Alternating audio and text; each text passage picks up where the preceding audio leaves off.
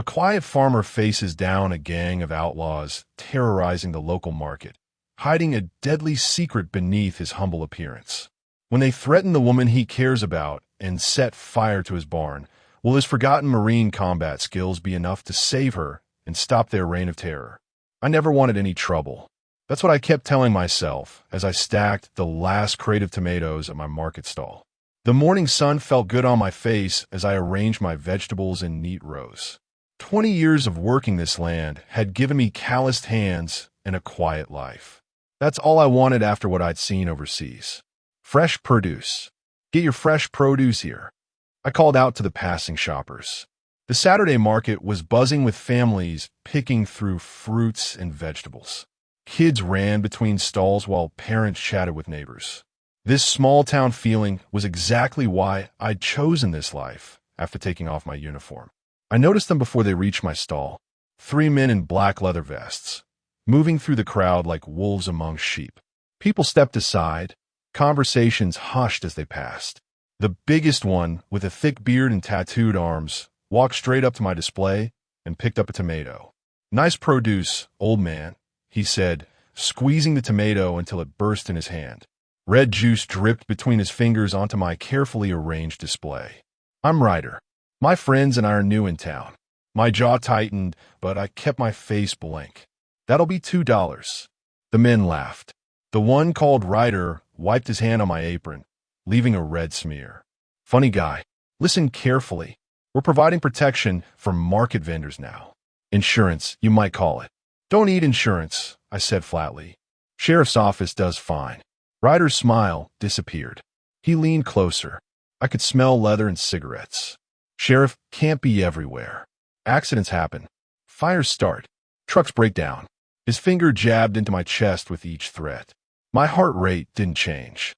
I'd faced worse than this bully in places most Americans couldn't find on a map. But I had promised myself no more violence. I had buried that version of myself when I hung up my dog tags. "I'll think about it," I said finally.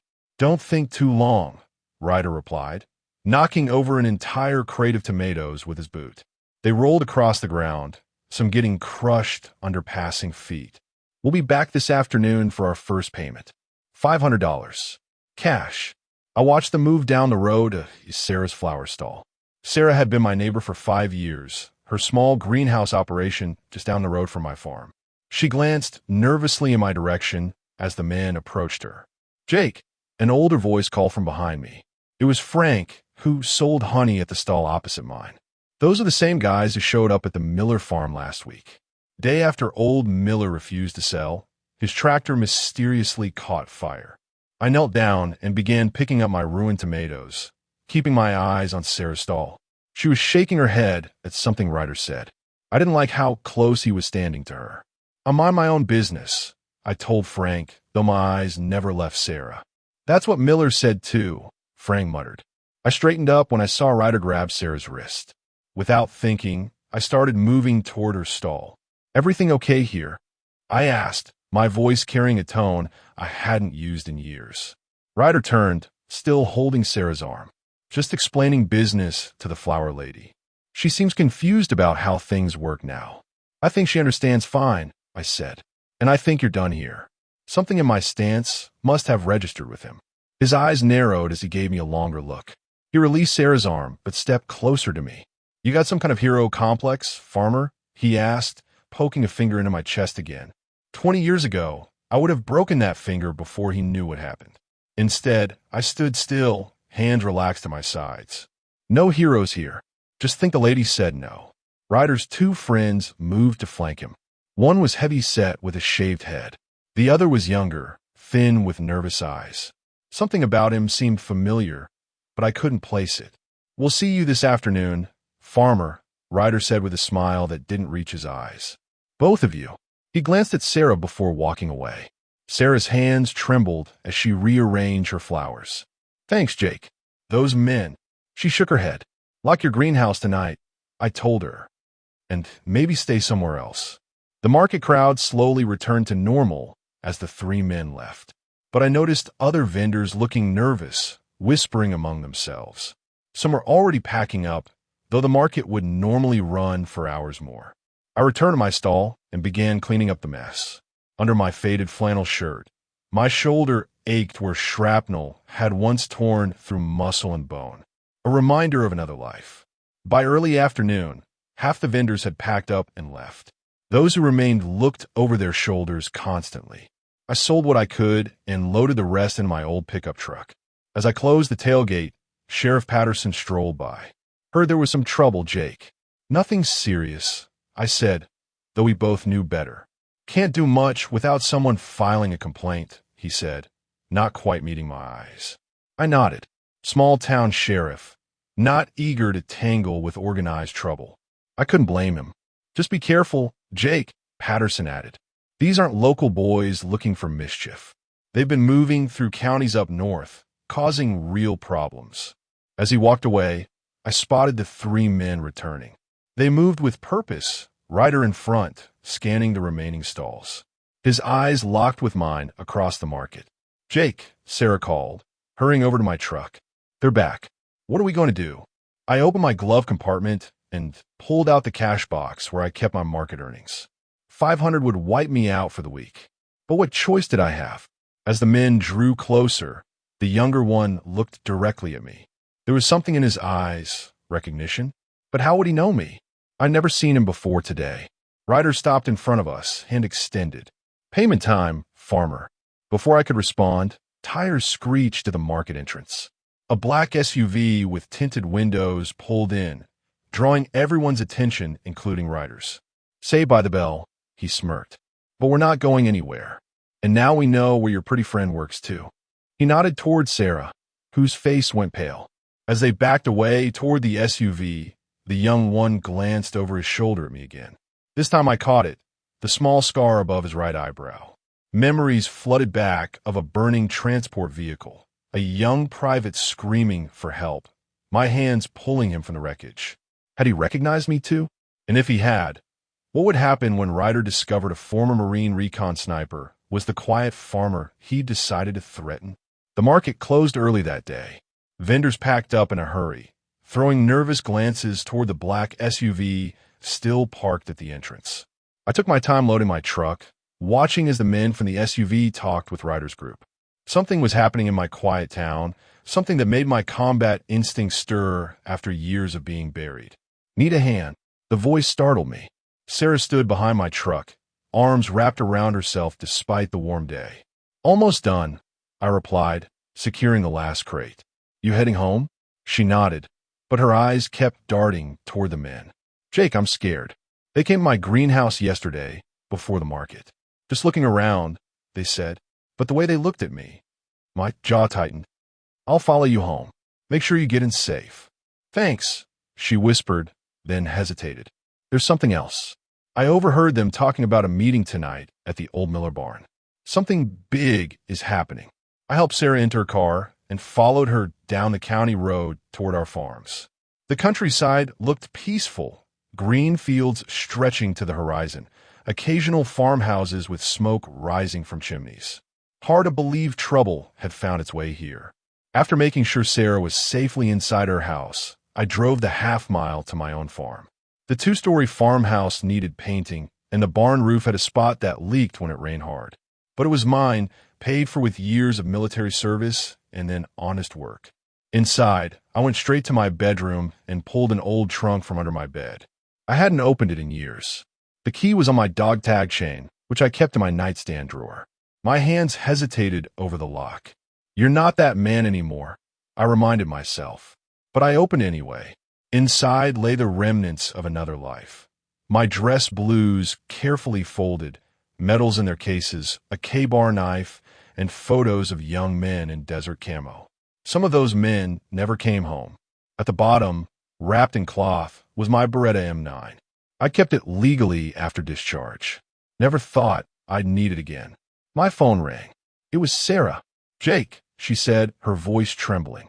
They're outside my greenhouse. 3 trucks. They're unloading something. Lock your doors, I said, already moving. Stay away from windows. I'm coming. I threw on my jacket and headed for the door, then stopped. After a moment's hesitation, I went back and took the Beretta from the trunk checking that it was unloaded before slipping into my jacket pocket. Just having it close might be enough. The sun was setting as I drove the back way to Sarah's place, parking behind her house where my truck wouldn't be seen from the road. I moved silently around the edge of her property, keeping to the shadows of trees and outbuildings. Voices carried through the evening air. Ryder and his men stood around their trucks, parked near Sarah's greenhouse. The plastic covering reflected the glow of their flashlights inside. Perfect spot, Ryder was saying. Remote enough, but with access to the highway. We can move product through here without anyone noticing.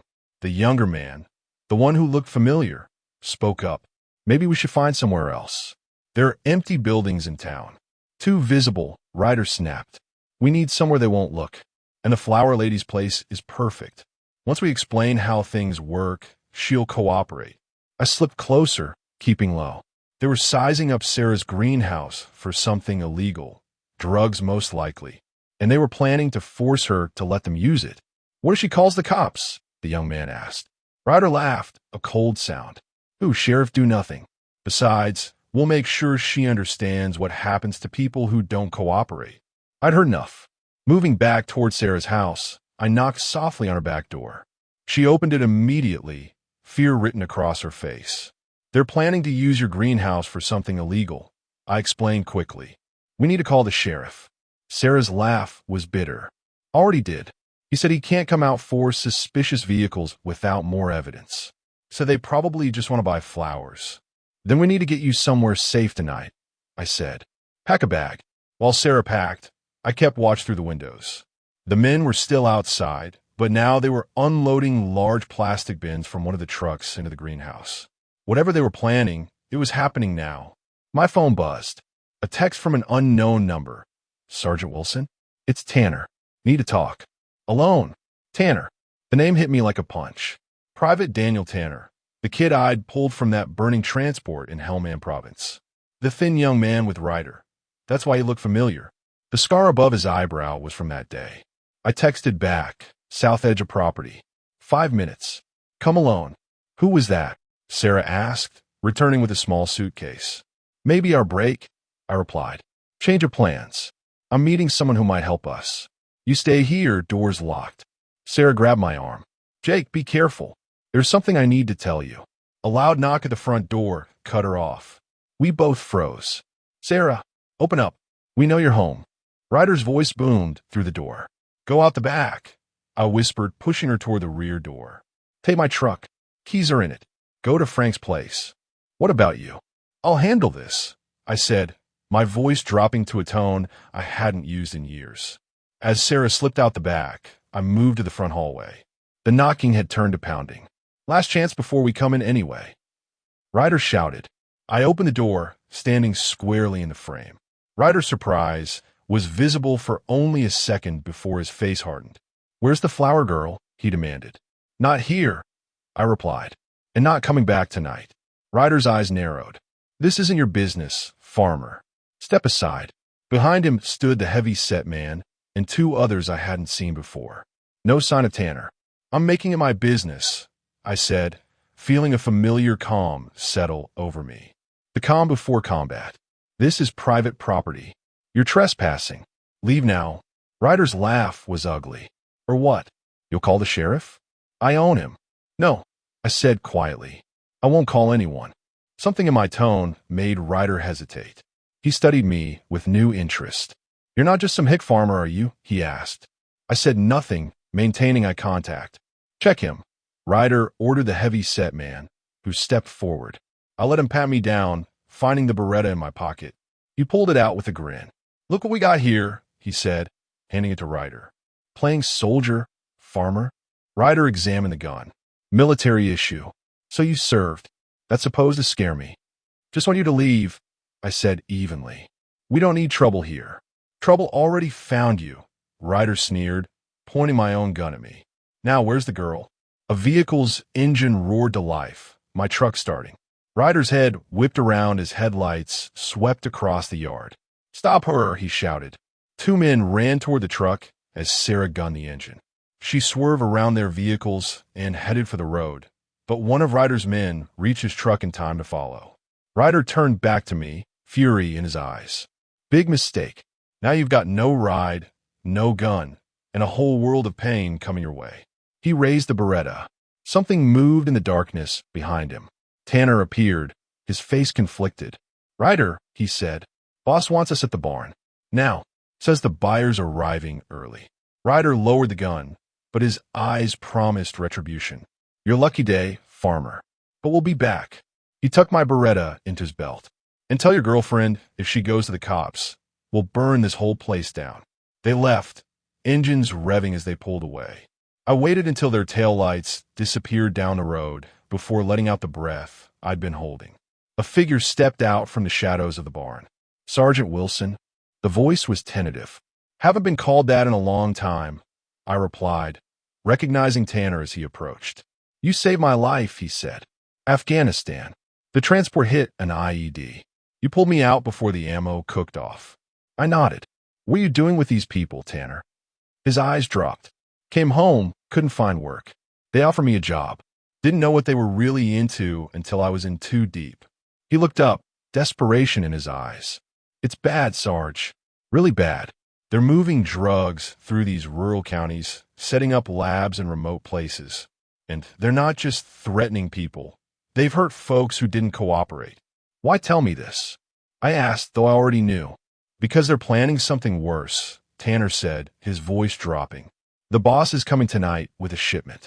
And Ryder's been talking about making an example of someone who won't play ball. I think he means you or your friend. A cold knot formed in my stomach. When? Meetings at midnight. Old Miller barn. He glanced nervously over his shoulder. I gotta get back before they notice I'm gone. Tanner, I called as he started to leave. Why'd you join the Marines? He paused. To serve something bigger than myself. To do what's right. Shame crossed his face. I forgot that somewhere along the way. Not too late to remember, I said quietly. After he disappeared into the darkness, I walked to Sarah's greenhouse. Inside, the plastic containers sat unopened. Whatever they were planning to store or manufacture here, it hadn't started yet. There was still time. My phone rang. Sarah. Jake. Are you okay? She asked breathlessly. I'm fine. Where are you? Frank's place. But Jake, there's something you need to know. When I said they came to my greenhouse yesterday, I didn't tell you everything. They were looking for someone specific. They asked if I knew a former Marine named Wilson. My blood ran cold. They were looking for me? Why? I don't know, Sarah said. But they had your picture. From your service days. The pieces fell into place with sickening clarity. This wasn't random. They had targeted me from the beginning. But why? Who would know my background? And why would they care about a retired Marine turned farmer? As I stood there in the growing darkness, a car appeared at the end of Sarah's driveway, moving slowly with its lights off. It wasn't one of Ryder's trucks. This was something or someone new. The rear window rolled down as the car approached, revealing a face I hadn't seen in 15 years. Colonel Matthews, my former commanding officer. Get in, Sergeant, he called. We need to talk. I hesitated, remembering the last mission I'd run under his command, the one that had haunted my nightmares for years. It's about Operation Blackfish, he added. They found us, Wilson. All of us. The name of the classified operation hit me like ice water. If what he was saying was true, Ryder and his men weren't just drug dealers. They were something far more dangerous. And they hadn't come to town by accident. They had come for me. But why now, after all these years? Colonel Matthews looked older than I remembered. His once black hair was now mostly gray, and deep lines marked his face. But his eyes were the same, sharp and calculating. How did you find me? I asked as I slid into the back seat of his sedan. Same way they did, he replied. The driver, a young man in a plain suit, kept his eyes on the road as we pulled away from Sarah's farm. When someone starts looking into Blackfish, we get an alert. My mouth went dry. Blackfish has been buried for 15 years. The clock was ticking toward midnight as Sarah, Frank, and I huddled around my kitchen table. The two men who had burned my barn were locked in my root cellar, still unconscious. I can't believe Sarah was in the army, Frank said, shaking his head. 5 years you've been my neighbor, selling flowers, and never said a word. Sarah gave a small shrug. Some things are easier not to talk about. She glanced at me, and I nodded in understanding. 3 tours in Iraq, she continued. Combat medic. After what I saw there, I just wanted plants and quiet. I spread out a hand-drawn map of the Miller property on the table. The barn is here, surrounded by open fields. 1 road in, same road out. They'll have lookouts posted. Frank leaned forward, studying the map. There's an old drainage ditch that runs behind the property. Might give you cover to approach from the south. I raised an eyebrow at him. I used to hunt there as a kid, he explained. Old Miller didn't mind back then. My phone buzzed, a text from Tanner. 10+ men now. Heavy weapons. Meeting at midnight still on. I showed Sarah and Frank the message. This isn't just a drug deal. It's a war council. Ryan is bringing in his top people. And you're planning to take them all on? Sarah asked, concern evident in her voice. I've got backup coming, I assured her. Old friends. Good at this sort of thing. If they get here in time, she pointed out. My satellite phone rang. Cooper. Bad news, he said without preamble. We're grounded. Storm system between us and you. Air traffic control won't clear us. My heart sank. How long? 3 hours minimum. Maybe longer. I looked at my watch. Just past 10 p.m. Midnight was starting to feel very close. We'll find another way, Cooper promised before hanging up. Sarah saw my expression. They're not coming, are they? I shook my head. Not in time. Frank stood up suddenly. Then we need more people. Local people. This isn't their fight, I protested. When armed men take over our town and threaten our neighbors, it becomes our fight, Frank insisted. I know at least 5 men who would stand with us. I looked at him, an old man with weathered hands and determined eyes. This isn't like standing up to bullies, Frank. These are professional killers. And what are you? He challenged. The question hung in the air between us. What was I? A farmer with a past? Or something else I'd been denying for 15 years? My phone buzzed again. Tanner, need to meet. Urgent. Back road behind your place. 20 minutes.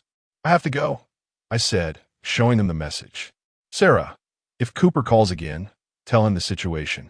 Frank, if you're serious about getting help, they need to understand what they're walking into. Frank nodded grimly. We may be country folks, but we're not fools. I checked Sarah's rifle, loaded it, and slung it over my shoulder. My old combat knife went into my boot. Not much, but better than nothing. Be careful, Sarah said as I headed for the door. Tanner could be setting you up. I know, I acknowledged. But he's also my only source of inside information. I have to risk it. The night was clear and cool as I made my way through the trees behind my property. The smoldering remains of my barn cast an orange glow over the farm. Everything I'd built, going up in flames. But structures could be rebuilt. Lives couldn't be replaced. I reached the back road and waited, hidden among the trees. Headlights approached slowly, then stopped. A car door opened and closed. One person moving cautiously. Sergeant. Tanner's voice called softly. I stepped out, keeping the rifle ready but not aimed. Here. Tanner's face was pale in the moonlight, his eyes darting nervously. They know you're onto them. Someone talked to Ryder. Told him you know about the meeting. Matthews, I muttered. The colonel was playing all sides. They've changed the plan, Tanner continued.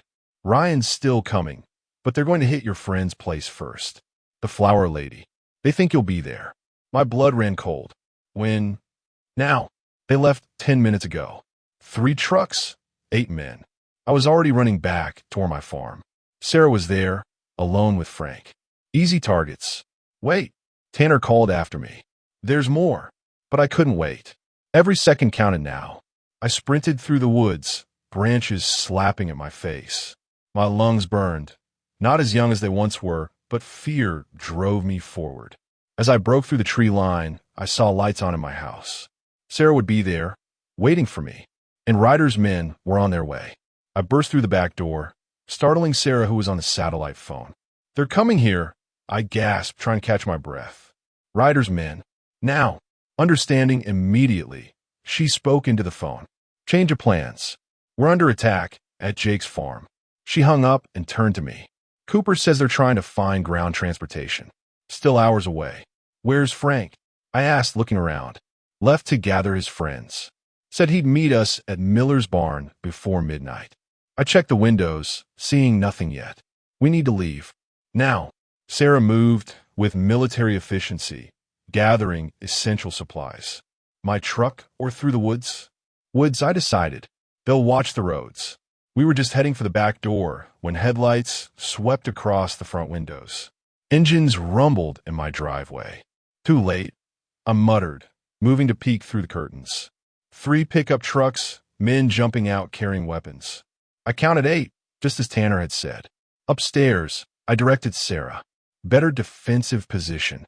She nodded, grabbing the bag of supplies and heading for the stairs. I followed, turning off lights as we went. From my bedroom window, we had a view of the front yard. Ryder stood by his truck, directing his men with hand signals. 2 headed for the back door, the rest spread out around the house. They're surrounding us, Sarah whispered. I handed her the hunting rifle. You know how to use this? She gave me a look that answered my question. Cover the front, I instructed. I'll handle the back. I moved to the hallway, where a window overlooked the rear of the house.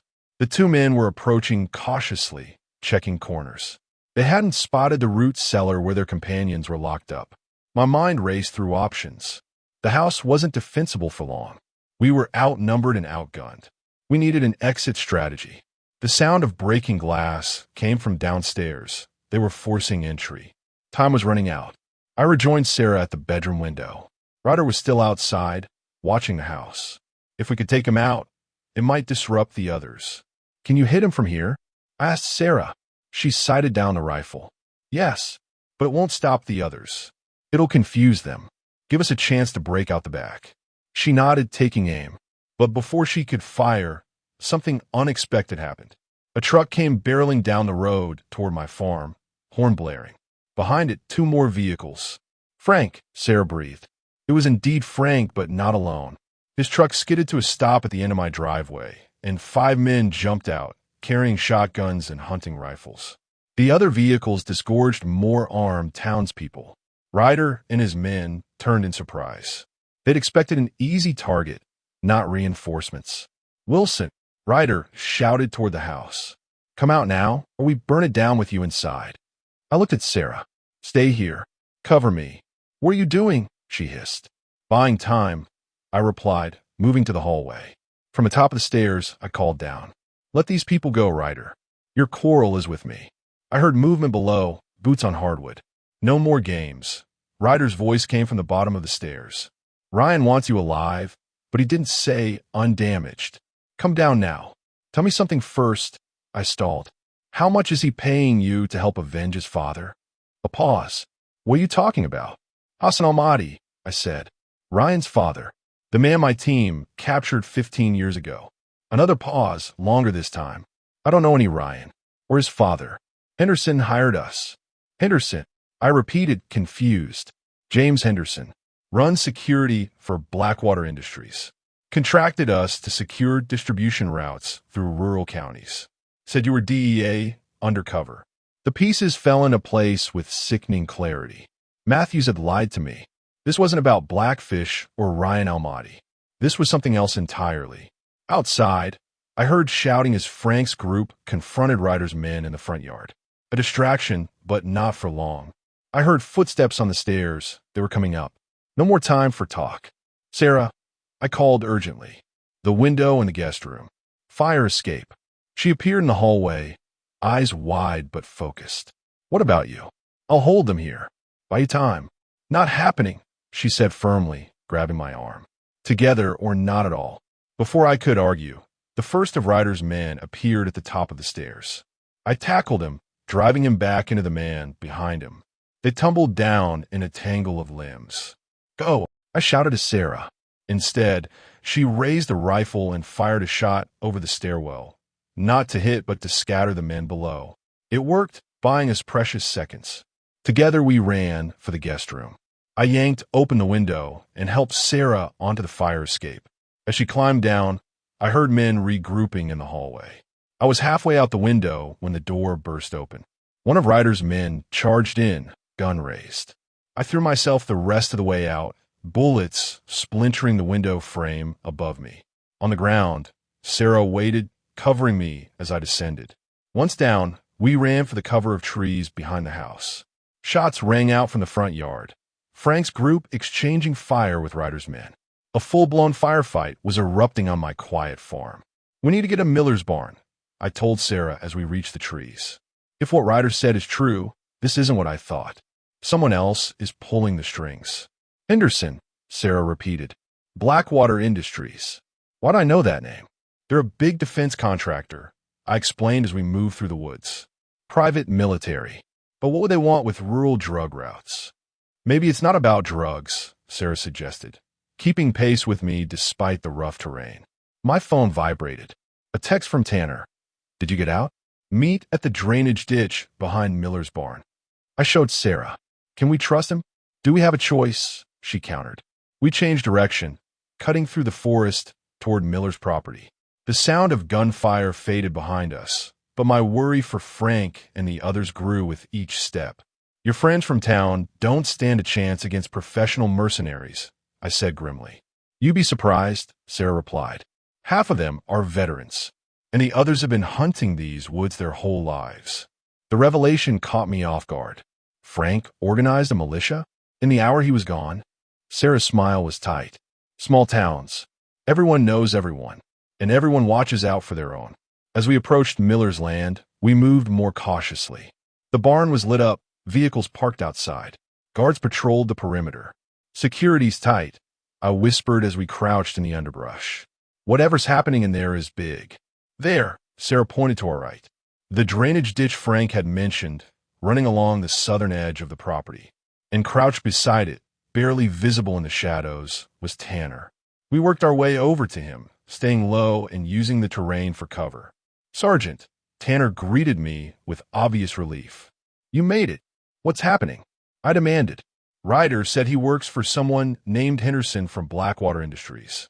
Tanner nodded. Henderson arrived an hour ago. But he's not alone. He swallowed hard. Your old colonel is with him. Matthews. I felt like I'd been punched in the gut. Matthews is working with Blackwater?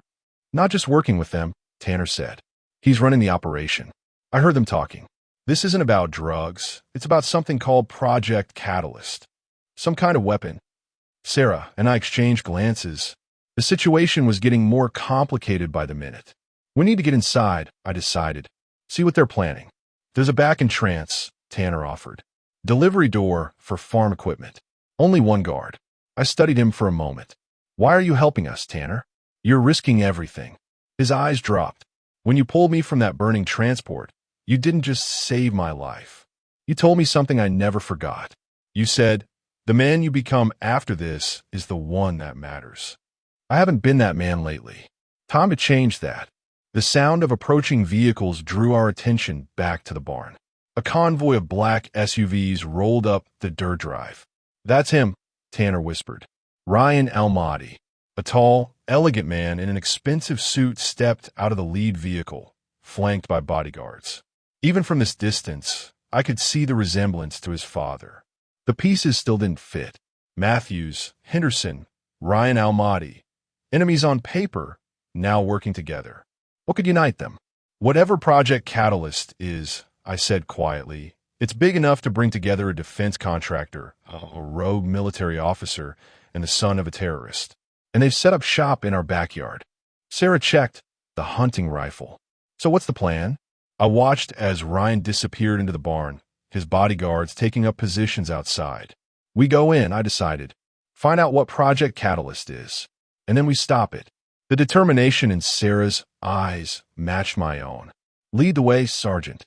As we prepared to move, distant sirens wailed through the night. The situation in my farm had finally drawn attention. But would help arrive in time?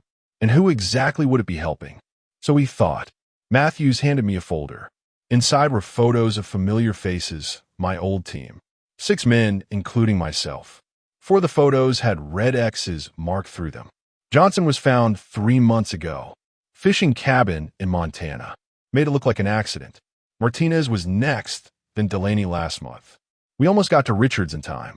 Matthew's voice was flat, emotionless, just like during mission briefs in another lifetime. And now me. I said, the reality sinking in. You're the last one, Wilson. He met my eyes. Besides me. I flipped through the photos. My friends. My brothers. All dead because of a mission we were told never happened. Who's doing this? I asked. Remember our target? Hassan al-Mahdi. I nodded. The mission was supposed to capture a high-value terrorist leader. Intelligence said he was planning attacks on American soil.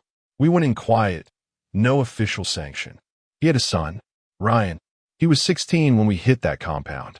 The memory flashed through my mind. A teenager watching his father being taken. The fear in his eyes. We left him alive. A mercy, we thought. He's all grown up now, Matthews continued. Rich too. His father had connections with some very wealthy people. Ryan has spent years tracking down everyone involved in his father's capture. For revenge, I said quietly. These men working for him, Ryder and the others, they're just hired muscle. They probably don't even know who they're really working for. They think it's about drugs. The car slowed, turning onto a dirt road I didn't recognize. Where are we going? I asked. Somewhere safe. You need to disappear tonight. Wilson. My team can get you out. New identity, new location. I thought of Sarah, of her greenhouse, and my farm. The life I'd built here. What about the people in town? What about Sarah? Not our concern, Matthews said coldly. Operation Blackfish was never official. If this gets out, it implicates people all the way up the chain. Very important people. I stared at him. People are going to get hurt. Casualties of war, he replied, not meeting my eyes. The car stopped at an abandoned gas station miles from town. Another vehicle waited there, a black SUV with tinted windows. My extraction team, Matthews explained. They'll take you to a safe house. I didn't move. You just want to let Ryan and his men terrorize an entire town? What about the sheriff? Can't you get real law enforcement involved? Matthews shook his head. Too many questions. This needs to stay quiet. Something didn't feel right. The Matthews I knew would never abandon civilians. He was ruthless, yes, but never careless with innocent lives. You're scared, I realized suddenly. This isn't about protecting me or keeping Blackfish secret. You're running too. His face hardened. You don't understand the forces at play here, Wilson. I understand enough, I said, my hand moving to the door handle. I'm not running. Don't be stupid, Matthews snapped. These aren't just thugs. They're professionals. Ryan has hired ex-military, ex-intelligence. They will kill you and anyone who gets in their way. Then help me stop them. I countered. You meet your extraction team. We can end this tonight. Matthews looked away. My orders are to extract you. Nothing else. Orders from who? I pressed. When he didn't answer, I knew. You're not here officially either, are you? Nobody sent you. His silence confirmed it. You're using me as bait. I said, the truth dawning on me. You want them to find me, so you can get to Ryan? Matthews finally met my eyes. It's bigger than you, Wilson. Ryan isn't just seeking revenge. He's continuing his father's work. Planning something big. We need to find him. We? I asked. Or just you? Are you even still with the government? His expression told me everything. He'd gone private. Mercenary. I opened the car door. I'm going back to town. You'll die, Matthews said flatly. Maybe, I acknowledged. But I won't let innocent people pay for our mistakes. Matthews sighed. I always said you were the best of us, Wilson. Too bad it'll get you killed. He nodded to the driver. Let him go. I stepped out onto the gravel lot. What happened to you, Colonel? 15 years of looking over my shoulder, he replied. It changes a man. As I started walking back toward town, Matthews called after me. Midnight, Miller Barn. That's when it's going down. Ryan will be there. I didn't look back. The road stretched dark ahead of me, miles from town with no phone and no weapon. But my mind was already working, planning. If Ryan wanted me, he'd get me, but on my terms. After walking about a mile, headlights appeared behind me. I tensed, ready to dive into the ditch, but the truck slowed and I recognized Sarah's old blue pickup. She leaned out the window. Need a ride, soldier? How did you find me? I asked, climbing in. Frank saw you get into a car with some stranger. We didn't like the look of it, so we followed. She glanced at me. Good thing we did. I asked. Frank's voice came from the back seat. Town's being taken over by criminals. Can't just stand by. Sarah drove with determination. Jake, everyone's talking. These men have been threatening all the vendors from the market. The Miller farm is just the first. They're planning something big. I know, I said, and it's my fault they're here.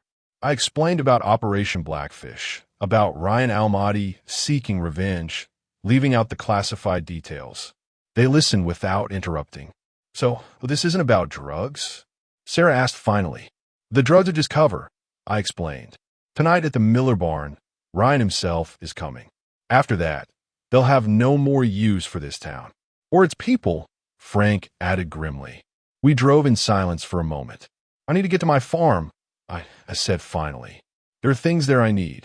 Jake, Sarah said quietly, you're not planning to fight these people alone, are you? The concern in her voice touched something I'd kept locked away for years. Not alone, I said. I have an inside man, and maybe a few others I can call. As we approached my farm, I saw something that made my blood run cold. Smoke rising against the night sky, and bright orange flames licking up the side of my barn. They're sending a message, I said tightly. Sarah's hand found mine. I'm sorry, Jake. I watched my barn burn, feeling a cold resolve settle over me. They think this will scare me off. Make me run. Will it? Frank asked from the back seat. I shook my head slowly.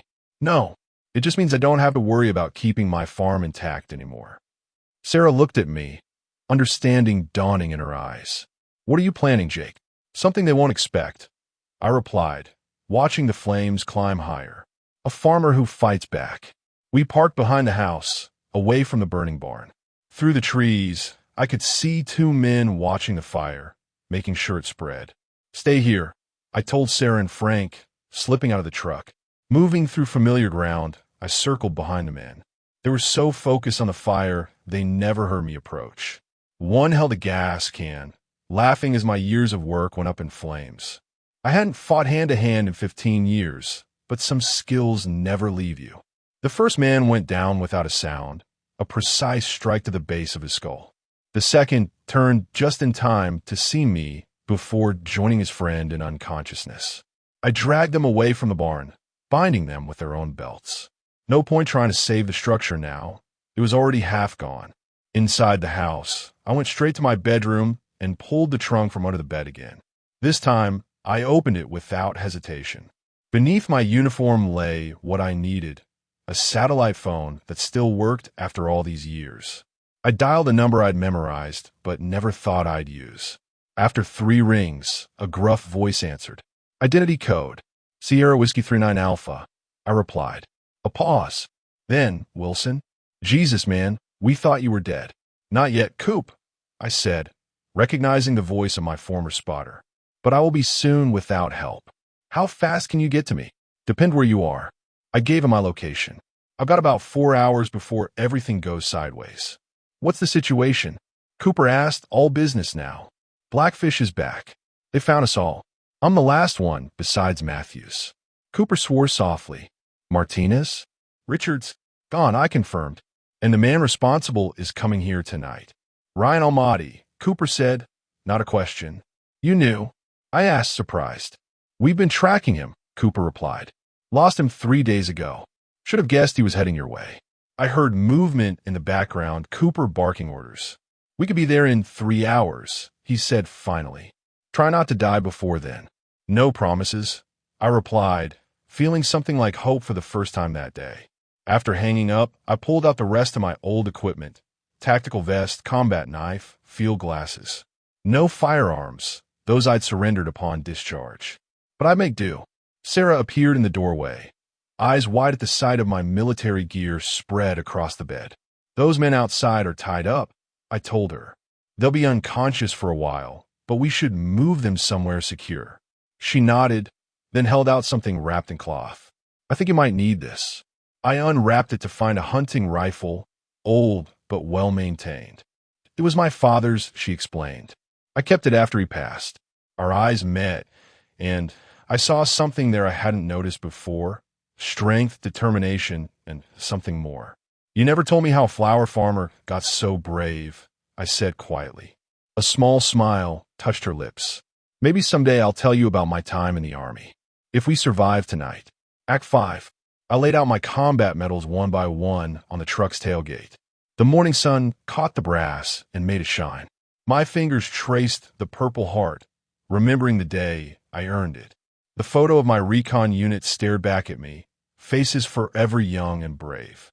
I heard their heavy boots before I saw them.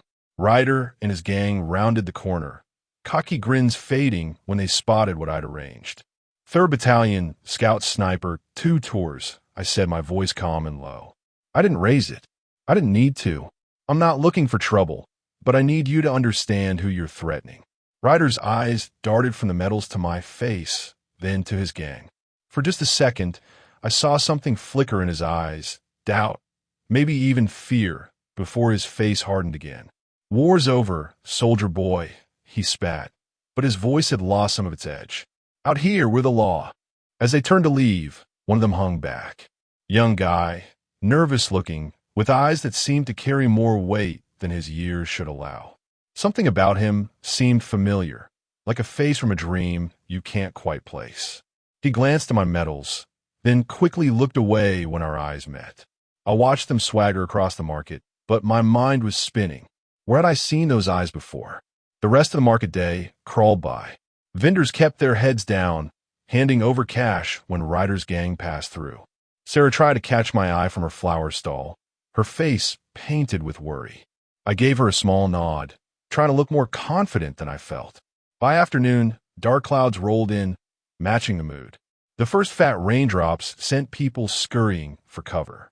I was packing up when Sheriff Mills stopped by, tipping his hat.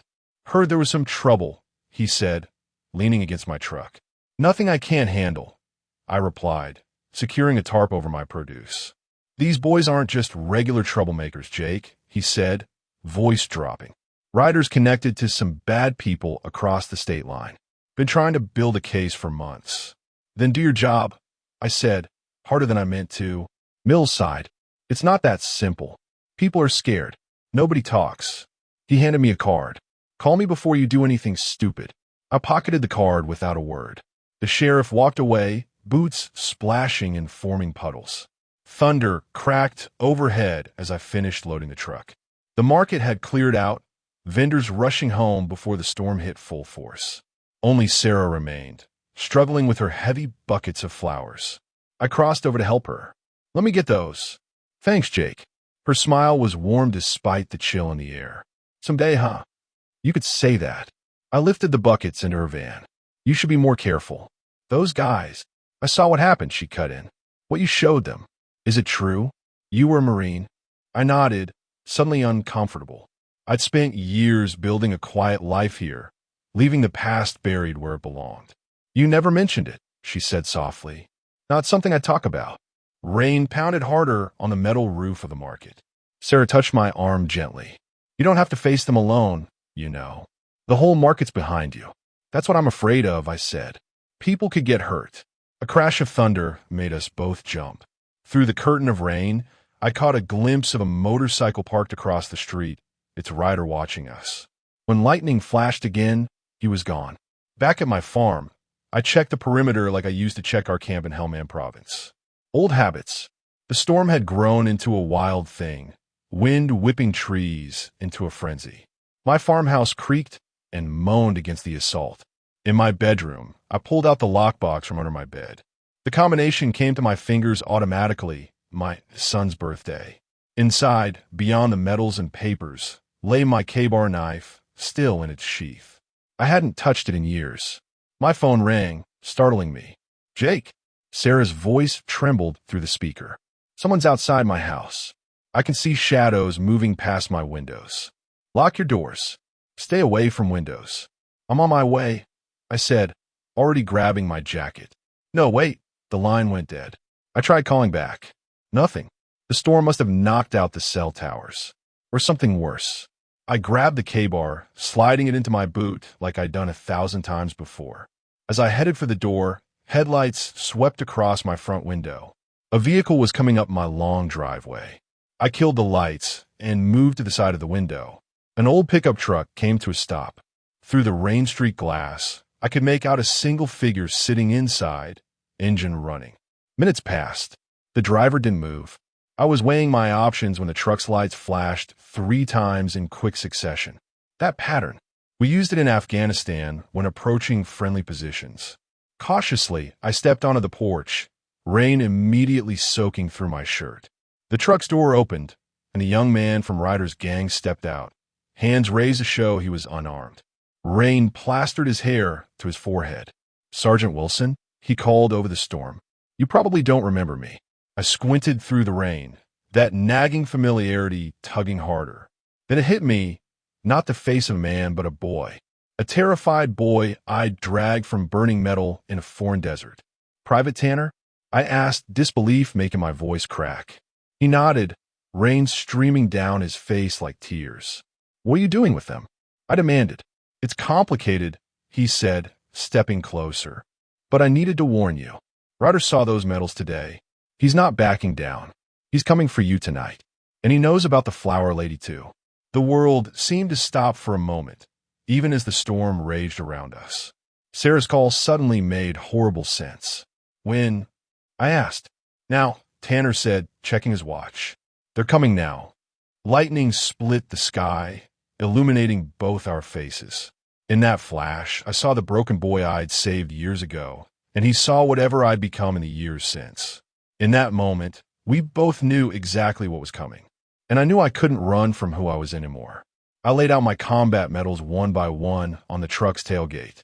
The morning sun caught the brass and made it shine. My fingers traced the Purple Heart, remembering the day I earned it. The photo of my recon unit stared back at me, faces forever young and brave.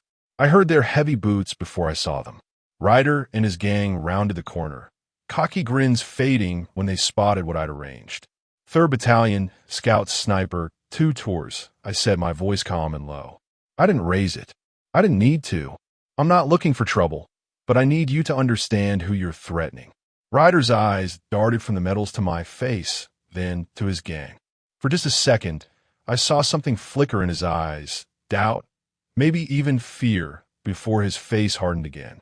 "War's over, soldier boy," he spat, but his voice had lost some of its edge. "Out here we're the law."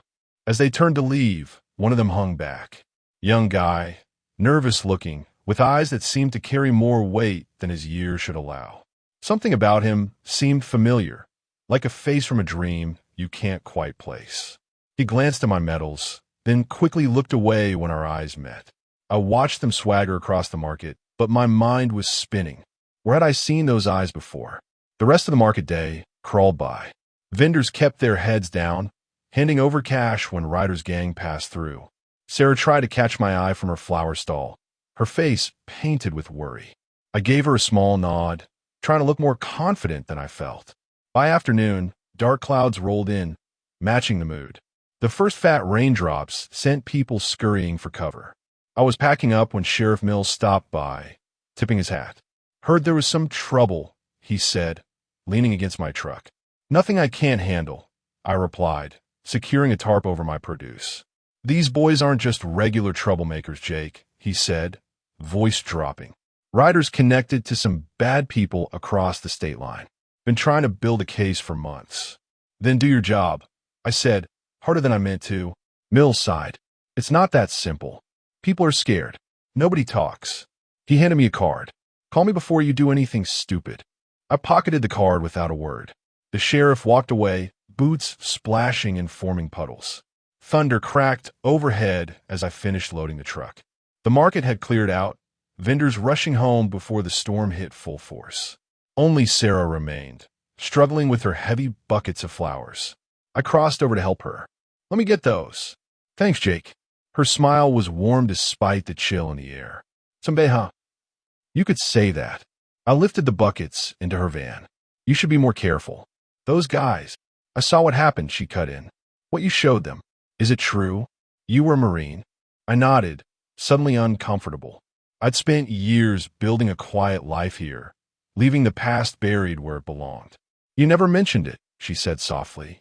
"Not something I talk about." Rain pounded harder on the metal roof of the market. Sarah touched my arm gently. "You don't have to face them alone, you know. The whole market's behind you." "That's what I'm afraid of," I said. "People could get hurt." A crash of thunder made us both jump. Through the curtain of rain, I caught a glimpse of a motorcycle parked across the street, its rider watching us. When lightning flashed again, he was gone. Back at my farm, I checked the perimeter like I used to check our camp in Helmand Province. Old habits. The storm had grown into a wild thing, wind whipping trees into a frenzy. My farmhouse creaked and moaned against the assault. In my bedroom, I pulled out the lockbox from under my bed. The combination came to my fingers automatically. My son's birthday. Inside, beyond the metals and papers, lay my K-bar knife, still in its sheath. I hadn't touched it in years. My phone rang, startling me. "Jake." Sarah's voice trembled through the speaker. "Someone's outside my house. I can see shadows moving past my windows. Lock your doors. Stay away from windows. I'm on my way," I said, already grabbing my jacket. "No, wait." The line went dead. I tried calling back. Nothing. The storm must have knocked out the cell towers. Or something worse. I grabbed the K-bar, sliding it into my boot like I'd done 1,000 times before. As I headed for the door, headlights swept across my front window. A vehicle was coming up my long driveway. I killed the lights and moved to the side of the window. An old pickup truck came to a stop. Through the rain-streaked glass, I could make out a single figure sitting inside, engine running. Minutes passed. The driver didn't move. I was weighing my options when the truck's lights flashed 3 times in quick succession. That pattern. We used it in Afghanistan when approaching friendly positions. Cautiously, I stepped onto the porch, rain immediately soaking through my shirt. The truck's door opened, and the young man from Ryder's gang stepped out, hands raised to show he was unarmed. Rain plastered his hair to his forehead. "Sergeant Wilson," he called over the storm. "You probably don't remember me." I squinted through the rain, that nagging familiarity tugging harder. Then it hit me, not the face of a man, but a boy. A terrified boy I'd dragged from burning metal in a foreign desert.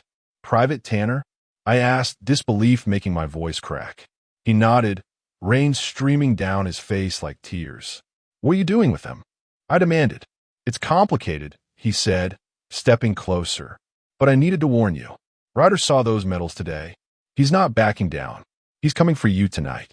And he knows about the flower lady, too."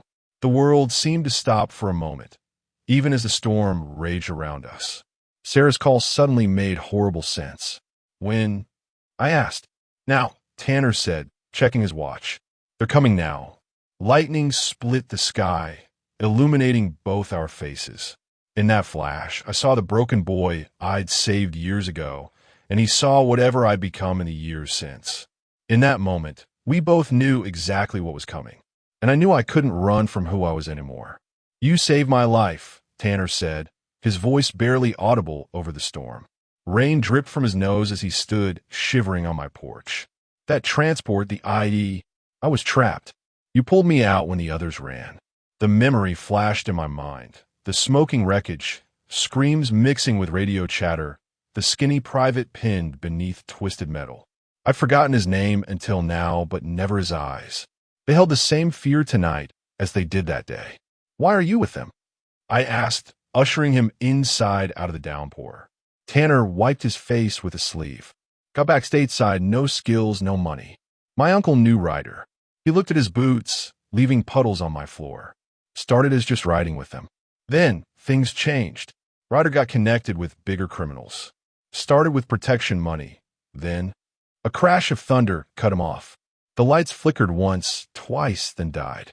In the sudden darkness, we stood like ghosts from each other's past. Ryder's got Sarah," Tanner blurted. "He took her an hour ago. Said it would teach you respect." My blood turned to ice. "Where?" "Your barn." Said it was poetic. I didn't wait to hear more. I grabbed my truck keys and an old flashlight from the kitchen drawer. As I headed for the door, Tanner caught my arm. "You can't just walk in there. He's got 4 guys with him. 5, counting you," I said coldly. Tanner's face fell. "I'm not with him on this. That's why I'm here." I studied his face in the beam of my flashlight. The boy I'd saved had grown into a man making bad choices, but his eyes still couldn't lie. "Then help me," I said. The rain had turned the dirt road to mud, making the truck slide as we raced toward the barn at the far end of my property. I cut the headlights a quarter mile out. No sense announcing our arrival. "They've got guns," Tanner whispered as we crept through my apple orchard. "Ryder's been drinking. He's mean when he drinks." Through the trees, I could see the dim glow of flashlights moving inside my barn. The large structure stood silhouetted against the stormy sky, weathered with darker than the night around it. "Tell me exactly who's in there," I said, my voice slipping into the command tone I hadn't used in years. Tanner nodded, falling into the familiar pattern of a mission brief. "Ryder, of course. Deke, he's the tall one with the tattoo on his neck. Vince and Mac, they're brothers. Mean, but not too bright." He swallowed hard. "And Sarah. Weapons. Ryder carries a hunting knife. Deke has a pistol, keeps it tucked in his back waistband. The brothers have switchblades." I nodded, processing the information like I used to before missions. "Why tonight? Why Sarah?" Tanner looked away. "Ryder's been watching. He thinks you two are close. Says taking what someone loves is better than taking their money." The rain had lessened to a drizzle, but lightning still flashed overhead, briefly illuminating the farm in stark black and white. I reached down and felt the knife in my boot. 20 years melted away in an instant. "Stay here," I told him. "No," Tanner said firmly. "I owe you. I'm coming." We approached from downwind, using the shadows like old friends. The barn door was slightly ajar, voices drifting out into the night. Should have seen his face when he saw those stupid medals. Ryder's unmistakable voice laughed. "War hero turned farmer. Pathetic." "He didn't look scared," another voice countered. "He will be," Ryder replied. "We find his girlfriend strung up in his precious barn." A woman's voice, Sarah's, cut through the dark. "He's not what you think. You made a terrible mistake." The sound of a slap echoed, followed by silence. Something ancient and dark surged through my veins. I touched Tanner's shoulder, pointing to the back entrance. He nodded, understanding my silent command. "Split up. Flank them." As I crept around the side of the barn, my foot found a fallen branch. The crack sounded like a gunshot in the quiet night. "What was that?" someone inside demanded. "Probably just the storm," Ryder replied, but I could hear the tension in his voice. "Deke, check it out." I pressed myself against the wooden wall, controlling my breathing. Heavy boots splashed through puddles, coming closer.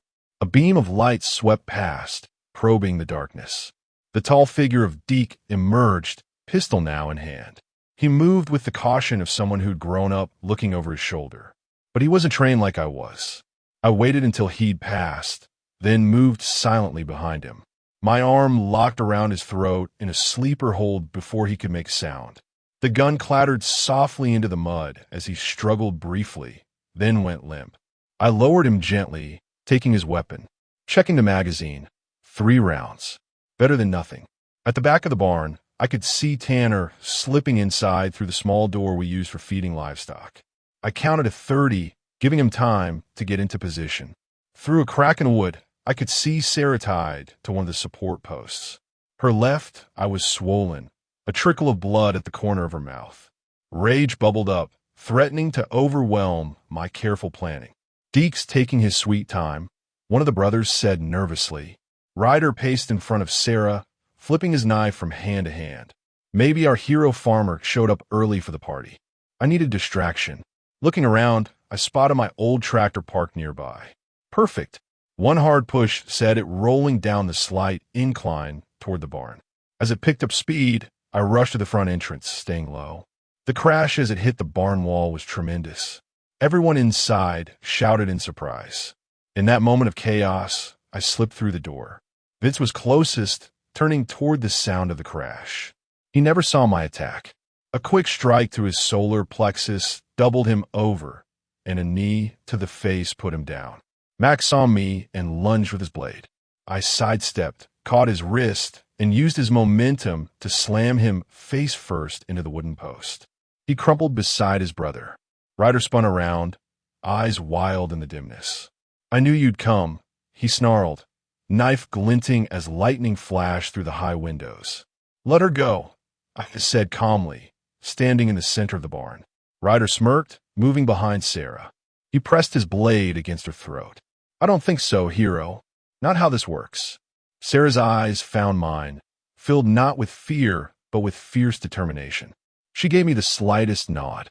"Last chance," I offered, watching Tanner move silently into position behind them. "You don't give chances in my world," Ryder laughed. "You take what you want." "That's where you're wrong," I said, taking a step forward. In one fluid motion, Sarah threw her head back, connecting with Ryder's nose.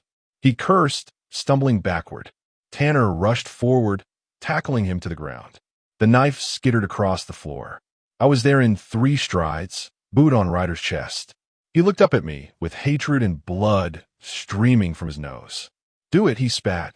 "Show us the killer you really are." My fingers tightened around Deke's pistol. It would be so easy. One squeeze, and the nightmare would end. Justice, some would call it.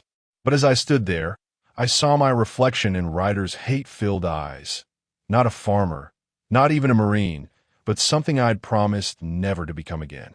I lowered the gun. "You're not worth it." Tanner found rope in the corner and soon had Ryder securely tied. I cut Sarah free, gently touching her bruised face. "I'm sorry," I whispered. She shook her head. "Not your fault." As if responding to the moment, the power flickered back on, bathing the barn in harsh light. Outside, sirens wailed in the distance. "Sheriff's coming," Tanner said, looking nervous. What about me? I studied the young man who'd once been a frightened private, then a lost veteran, then an outlaw, and now something else. Something with a chance. "You came to warn me," I said. "That counts for something." Sarah touched my arm. "Jake, your barn." I turned to see what she was pointing at. In the corner, barely visible, a small orange glow had started among the hay bales. While we'd been fighting, one of the lanterns must have tipped over. "Fire!" Tanner yelled as the flames suddenly leaped higher, racing up the dry wooden wall. Smoke billowed through the barn as we rushed to untie Ryder and drag the unconscious brothers toward the exit. The old wood, dry from years under the sun, caught like paper. We stumbled outside, coughing and gasping. The sheriff's car pulled up, lights flashing blue and red against the growing inferno. As we watched my barn burn against the night sky, Sarah's hand found mine. "Now what?" she asked softly. I looked at Tanner, then at the sheriff handcuffing Ryder and his crew, then back at the flames consuming a piece of my farm, and, with it, the last of my hiding places. "Now we rebuild," I said, knowing I meant more than just the "Bon."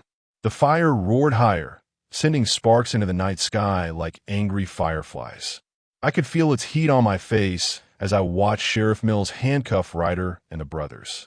The barn I'd built with my own hands was now a tower of flames against the dark sky. But something wasn't right. "Where's Sarah?" I suddenly asked, scanning the faces lit by the fire's glow. Tanner looked around wildly. "She was right behind us." My heart stopped. In the chaos of dragging Ryder and his men out, we'd lost track of her. A scream pierced the night, barely audible over the crackling flames.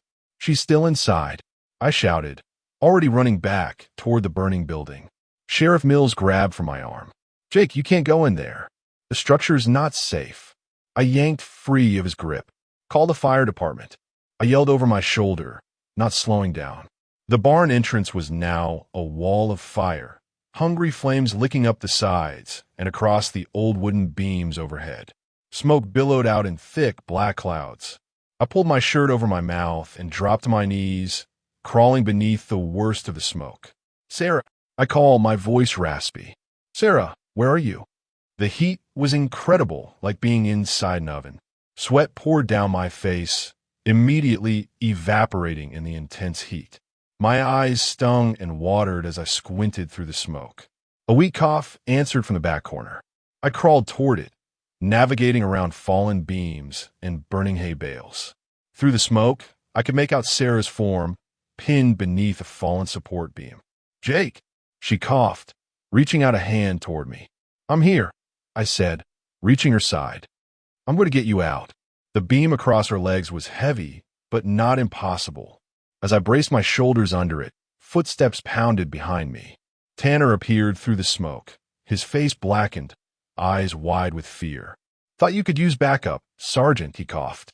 Together we lifted the beam, just enough for Sarah to drag herself free. Her pants were torn, blood seeping through from what looked like a bad gash on her calf. She wouldn't be walking out. "We need to move fast," I said, checking the ceiling. The fire had eaten through most of the support structure. It wouldn't hold much longer. I scooped Sarah into my arms. "Stay low, follow me," I told Tanner, We started back toward the entrance, but a terrible cracking sound froze us in place. I looked up just as a massive ceiling beam gave way, crashing down and blocking our exit path with a wall of flames. "We're trapped," Sarah whispered, burying her face against my shoulder. My Marine training kicked in. Never give up, never surrender. "There's always a way out," I said firmly, looking around. "The back door." We turned toward the smaller exit we used for moving equipment. The path was clearer, but I could see the flames had already reached the door itself. "We'll have to run for it," I told Tanner, who nodded grimly. Sarah tightened her grip around my neck. "I trust you," she said. We moved as fast as we could through the burning maze. The smoke was getting thicker by the second, making each breath a struggle. My lungs burned, my eyes streamed tears. Halfway to the door, Tanner stumbled, disappearing into the smoke. "Tanner," I called, stopping. "Keep going." His voice came back, followed by harsh coughing. "I'm right behind you." There was no time to argue. The entire structure groaned around us, threatening to collapse any second. I pushed forward, Sarah growing heavier in my arms as my strength began to fade. Just when I thought we wouldn't make it, the back door appeared through the smoke, a rectangle of night sky visible through the flames that licked around its frame. "We have to go through it," I told Sarah. "Close your eyes, hold your breath." I summoned the last of my strength and charged forward. The flames bit at my clothes, my skin, my hair as we burst through the doorway. The cool night air hit us like a wave as we tumbled onto the wet grass outside. Rolling to put out any flames, I set Sarah down gently and turned back to the door. "Tanner," I shouted. No answer came from the inferno. Sheriff Mills appeared at my side, pulling me back as I tried to go back in. "You can't save everyone, Jake," he said, restraining me. Just then, a crash came from the side of the barn as a window exploded outward. Through it tumbled Tanner, clothes smoking, gasping for air. I broke free of the sheriff's grip and ran to him, helping him away from the building just as, with a deafening roar, the entire structure collapsed in on itself. Fire truck sirens wailed in the distance as we watched the last of my barn consumed by flames. Paramedics arrived, immediately tending to Sarah's leg and Tanner's burns. Sheriff Mills stood nearby, talking into his radio, while his deputy watched over Ryder and his gang in the patrol car. As a paramedic wrapped a blanket around my shoulders and pressed an oxygen mask to my face, I couldn't take my eyes off Tanner. The reluctant outlaw, the forgotten private, had just risked his life to help save Sarah. "Why?" I asked him when they finally let me remove the mask. "Why did you come back in?" Tanner looked at me, his young face solemn beyond his years. "You came back for me once," he said simply, "when everyone else ran." In the flashing lights of the emergency vehicles, I saw something in his eyes I recognized, the same thing I'd seen in my own when I finally came home from war. A need for purpose, for redemption. Sheriff Mills approached, notepad in hand. "I need statements from all of you," he said, then paused, looking at Tanner. "Including you, son." Tanner's shoulders slumped. "I know. I'm one of them. From what I saw," Mills said carefully, "you helped save 2 lives tonight. That counts for something in my book." Hope flickered across Tanner's face.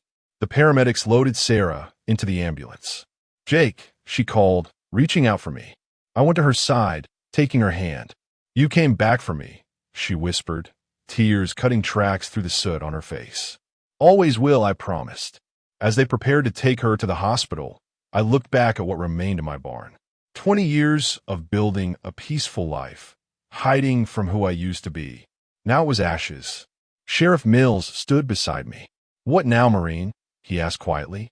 I watched as another deputy handcuffed Tanner, gentler than he'd been with the others.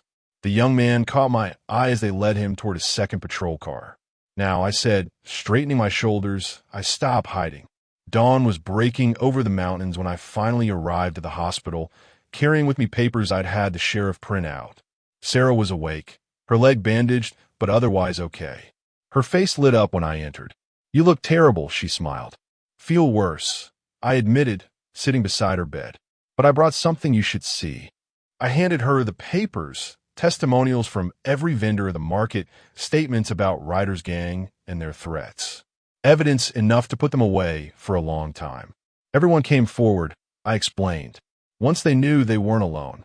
"And Tanner?" she asked. I smiled for the first time since the fire. "That's the other thing I need to tell you about." Sunshine bathed the fresh-cut lumber as I hammered another nail into place. The frame of the new barn was taking shape, rising from the ashes of the old one. It had been exactly 1 month since the fire, and every day had brought changes, not just to my farm, but to everything. "Looking good, Sarge," called a voice from below.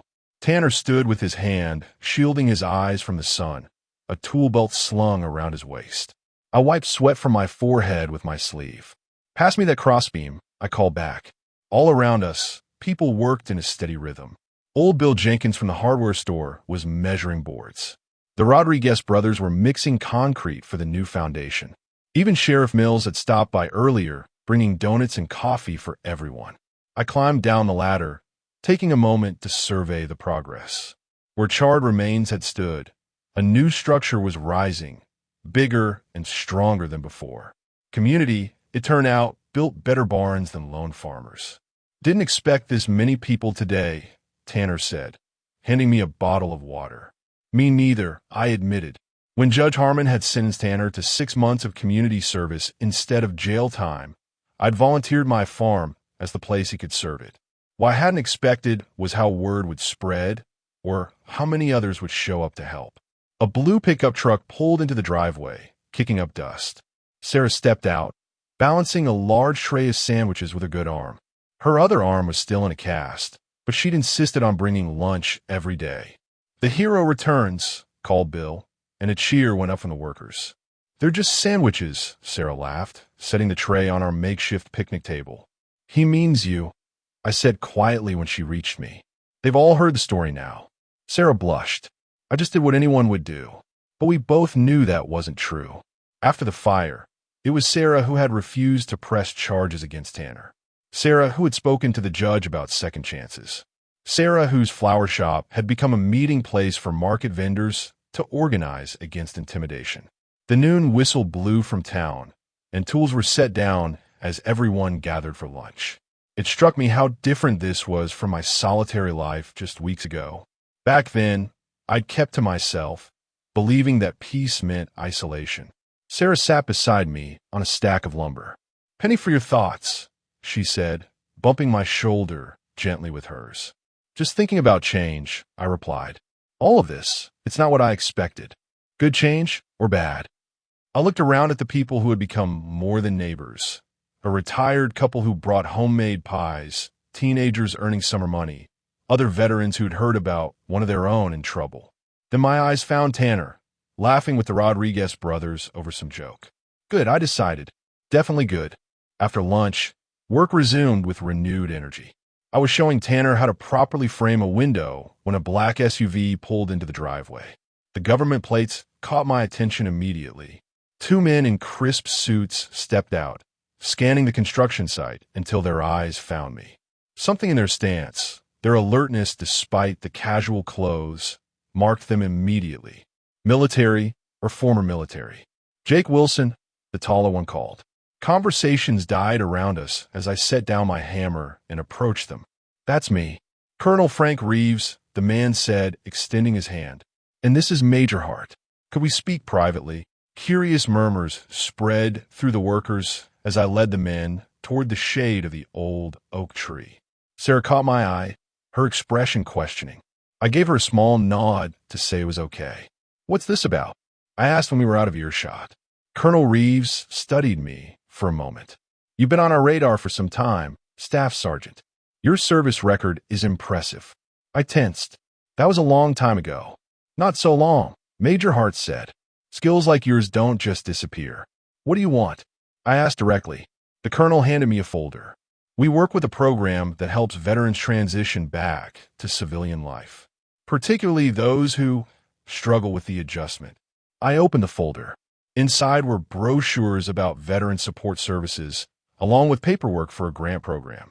"I don't need charity." "It's not charity," Colonel Reeves said firmly. "It's an investment. We've been following recent events in your community. How you handled the situation with the criminal gang. How you're rebuilding. There aren't many people who could have done what you did. I looked over at Tanner, who was watching us nervously from the barn frame. I had help. Yes, the colonel nodded. Private Tanner. He's another reason we're here. My protective instincts flared. He served his country once already and deserves better than what he found when he came home. Major Hart agreed. That's exactly our point. Too many veterans fall through the cracks, end up in gangs, homeless, or worse. Colonel Reeves gestured to the construction site. What you're building here, it's not just a barn. It's a community, a support network. We want to help expand that. Make it official. I frowned, not understanding. What exactly are you proposing? A veteran outreach center, he explained, right here on your property. The grant would fund construction of a proper facility, a place where veterans could come for support, job training, therapy, whatever they need to successfully transition back to civilian life. I stared at him in disbelief. Why me? Because you've already started it, Major Hart said. Look around. You brought these people together. You gave Tanner a second chance. How many others out there need the same? My mind raced with possibilities. The eastern field, I never had time to farm, could be converted. The old guest house could be renovated for offices. Veterans helping veterans, not through government bureaucracy, but through real community. I'll need to think about it, I said finally. Of course. Colonel Reeves handed me his card. Call when you're ready. No pressure. As they drove away, Sarah and Tanner approached, curiosity evident on their faces. Everything okay? Sarah asked. I tucked the folder under my arm. I think so. I'll explain later. We returned to work, but my mind was elsewhere. For 20 years, I tried to leave the Marine behind, believing peace and war couldn't exist in the same life. Now I was beginning to see that wasn't true. Maybe the skills that had made me a good Marine, leadership, discipline, protecting others, were exactly what was needed here. By sunset, the day's work was done. People packed up tools, making plans to return tomorrow. Sarah coordinated cleanup, while I thanked each person individually. The sense of accomplishment was palpable as trucks and cars pulled away, leaving just the three of us. Quite a day, Sarah said, sitting on the porch steps beside me. Tanner joined us, passing around cold drinks from the cooler. I think it's time I told you both about those visitors, I said. I explained the proposal, watching their reactions carefully. A veteran center? Here. Tanner's eyes were wide with surprise. It's just an idea, I said. A big commitment. Sarah took my hand. It's perfect, Jake. All these years you've been hiding who you were. Maybe this is why. What do you mean? Maybe you needed to be both, she said softly. The warrior and the farmer. The protector and the builder. Tanner nodded in agreement. You know how many guys come back and feel lost? No purpose. No community. If I'd had somewhere like this to go. He didn't need to finish. We all knew his story might have been different. The setting sun painted the new barn frame in gold light. Where there had been destruction, something new was growing. Something better. And maybe that was true for me too. I fought so long to forget, I said quietly. To be just a farmer. You're more than just one thing, Sarah said. We all are. Later that night, after Sarah had gone home and Tanner to his room in the guest house, I sat alone on the porch. The folder lay open in my lap, the colonel's card in my hand. Above me, stars filled the clear country sky. Morning would bring another day of building the barn. But now there was something else on the horizon, a chance to build more than just a structure, a chance to help others find their way home, just as I finally had. I reached for my phone and dialed the number on the card. As it rang, I watched a shooting star trace its path across the night sky. Like that star, I traveled a long way through darkness. But unlike it, I wasn't burning out. I was just beginning to shine.